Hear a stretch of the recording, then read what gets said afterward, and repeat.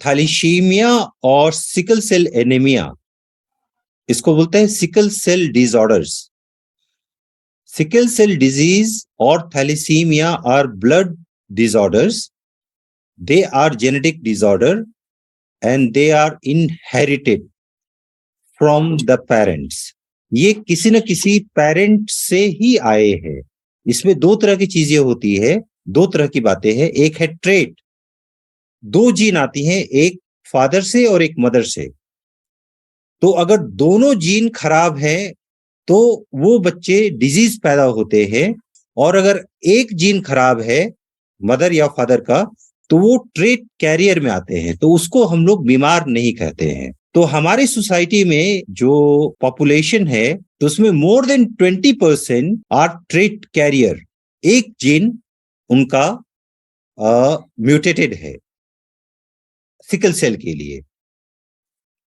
और बॉर्न जो चिल्ड्रंस हैं ट्राइबल पॉपुलेशन में, it's more than 3%, and their life expectancy is lesser than 4 years.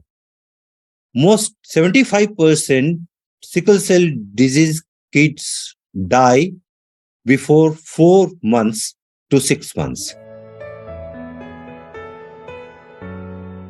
ये खून से रिलेटेड बीमारी है, क्योंकि जो हीमोग्लोबिन है वो ऑक्सीजन कैरिंग मॉलिक्यूल है, और ऑक्सीजन हमारे लाइफ का सपोर्ट सिस्टम है।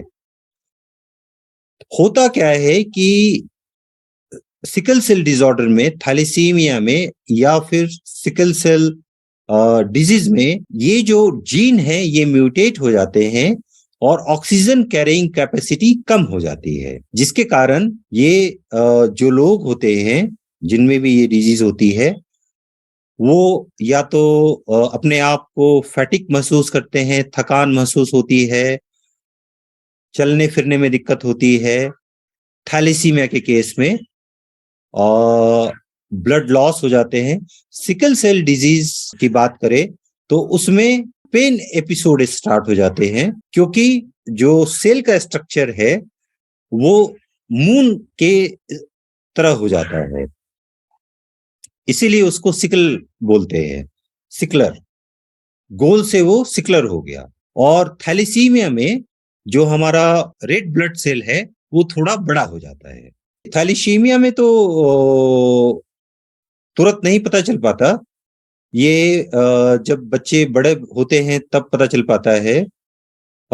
लेकिन जो सिकल सेल डिसऑर्डर्स है वो बच्चे जब पैदा होते हैं तो उसी समय उनके हाथ पैर फूलने स्टार्ट हो जाते हैं, क्योंकि वो ब्लड क्लॉट होना स्टार्ट हो जाता है सिकल सेल सेप होने के कारण। थैलीसीमिया के केस में जब होते हैं तो जब 12 साल के एज में या after 10th of their age वो सिम्टम्स स्टार्ट हो जाते हैं दिखना। जैसे कि फीमेल के केस में when menstruation cycle starts तो ब्लड लॉस बहुत ज्यादा होता है, तो उसमें वो फैटिक स्टार्ट होने लगते हैं। ये वुमेन्स के केस में है थैलीसीमिया। इसका एक ही सॉल्यूशन है कि जो भी ट्रेट कैरियर है वो दूसरे ट्रेट कैरियर से शादी नहीं करे, अपने क्लोज रिलेटिव से शादी नहीं करे अगर कंपल्सन नहीं है तो। और अगर करते भी हैं तो दोनों ये चेक कर ले कि वो ट्रेट कैरियर नहीं हो, ताकि जो आने वाली जनरेशन है, जो फ्यूचर है, उसको आप सेव कर सकें। उन लोगों में होने की संभावना है जो लोग मलेरिया रीजन में रह चुके हैं। वो इसलिए है क्योंकि नेचुरल सिलेक्शन जहां भी मलेरिया इन्फेक्टेड रीजन रहा तो मलेरिया से बचने के लिए ये म्यूटेशन अपने आप ह्यूमन में होता चला गया कि हम फेल्सीफेरम से बच सके।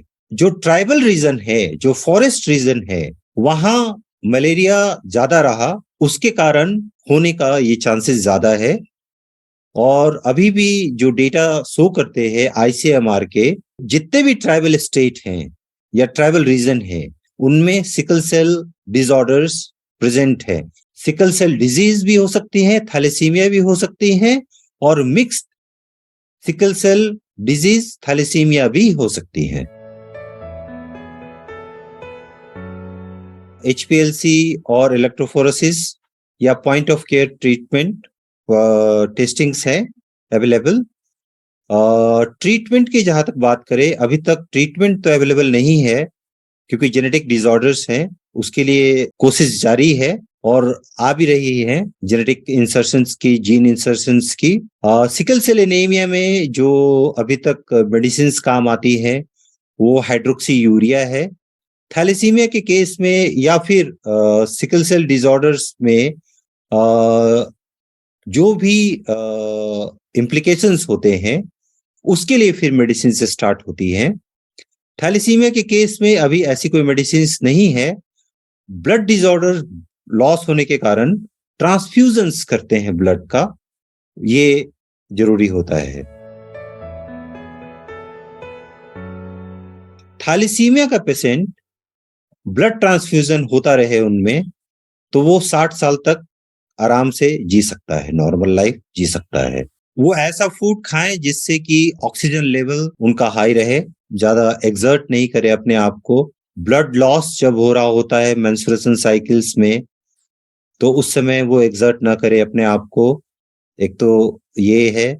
दूसरा, थैलेसीमिया के केस में जो भी फैटिक है उससे आप बचने की कोशिश करें, हाई अल्टीट्यूड पर नहीं जाएं। इंपॉर्टेंट बात ये है कि जो भी ऐसे लोग हैं सिकल सेल एनीमिया और थैलेसीमिया के लोग, वो लोग जेनेटिक काउंसलिंग जरूर कराएं।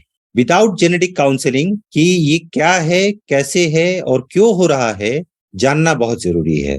और इससे लाइफ मैनेजमेंट कैसे करें ये भी समझना बहुत जरूरी है। इसके लिए जेनेटिक काउंसलिंग इनकी होनी बहुत जरूरी है।